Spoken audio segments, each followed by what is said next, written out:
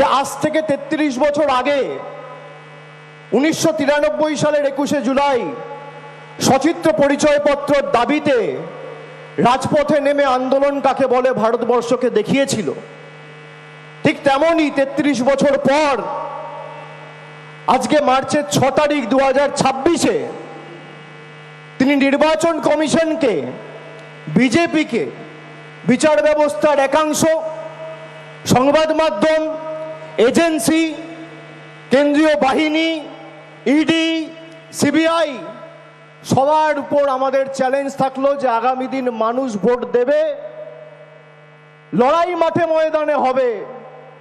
তৃণমূল কংগ্রেসের উপর মানুষের জনসমর্থন আগামী নির্বাচনে আরো বাড়বে। এই লড়াই সেই লড়াই। ইতিমধ্যেই আমাদের বাংলা থেকে ৫৮ লক্ষ ভোটারের নাম কাটা হয়েছিল। যখন ড্রাফট ভোটার লিস্ট বেরোয় তখন আমরা দেখেছিলাম ডিসেম্বর মাস। পরবর্তীকালে ২৮শে ফেব্রুয়ারি যে ভোটার লিস্ট প্রকাশিত হলো, সেখানে প্রায় অ্যাডিশনাল ৫.৫ লক্ষ ৬ লক্ষ নামে মানুষের নাম কাটা হয়েছে। তার মানে সংখ্যাটা কত? ৬৩ লক্ষ ৬৪ লক্ষ।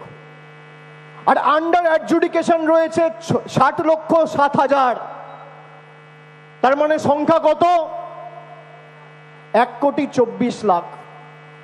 এসআইআর ঘোষণা হওয়ার ৩ মাস আগে থেকে বিজেপির নেতারা গলা ফাটিয়েছিল, চেঁচিয়ে চেঁচিয়ে বলেছিল ১,২৪,০০,০০০, ১,২৫,০০,০০০ লোকের নাম বাদ যাবে। এটা তো কাকতালীয় হতে পারে না।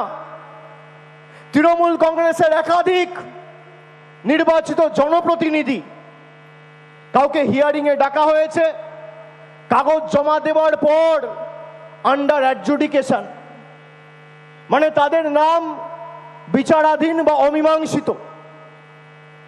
তৃণমূল কংগ্রেসের মামাটি মানুষ সরকারের রাষ্ট্রমন্ত্রী গুলাম রাব্বানির নাম আন্ডার অ্যাডজুডিকেশন, শশী পাজার নাম আন্ডার অ্যাডজুডিকেশন, সাথী খন্দকারের নাম আন্ডার অ্যাডজুডিকেশন, কাজল শেখের নাম আন্ডার অ্যাডজুডিকেশন, ময়নাগুড়ির বিডিওর নাম আন্ডার অ্যাডজুডিকেশন, মুর্শিদাবাদের এমএলএ কংগ্রেস প্রতীক চিহ্নে নির্বাচিত হয়ে তৃণমূল কংগ্রেসে যোগদান করেছে বাইরন বিশ্বাস, তার নাম আন্ডার অ্যাডজুডিকেশন। আমাদের বক্তব্য খুব সহজ। ৬০ লক্ষ মানুষ যদি আন্ডার অ্যাডজুডিকেশন থাকে, কোনো আপত্তি নেই, অসুবিধা নেই। সংবাদ মাধ্যমের যারা রয়েছেন তারা হয়তো একটু আশ্চর্য হবে।